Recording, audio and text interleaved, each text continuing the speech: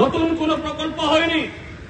বামপন্থী ফ্রন্ট সরকার কতগুলি প্রকল্প শুরু করে দিয়ে গেছেন, সেগুলো 7.5 বছরেও চালু করতে পারেনি।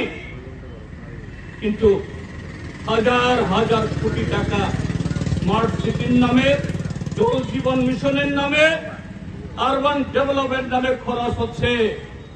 আগরতলা স্মার্ট হয়নি, ত্রিপুরা স্মার্ট হয়নি, রাস্তাঘাট, পানীয় জল, বিদ্যুৎ ব্যবস্থা স্মার্ট হয়নি, সাংস্কৃতিক ব্যবস্থার উন্নতি হয়নি, নতুন করে একটা হল নির্মিত হয়নি।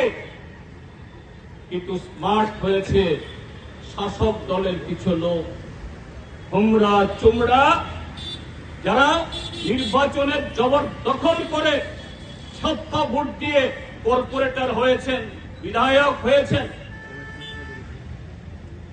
তাদের কয়েকজন, আর তাদেরকে বৃত্ত করে যারা মন্ডলের নেতা হয়েছেন, পৃষ্ঠা প্রমুখ হয়েছেন, অল্প কয়েকজন।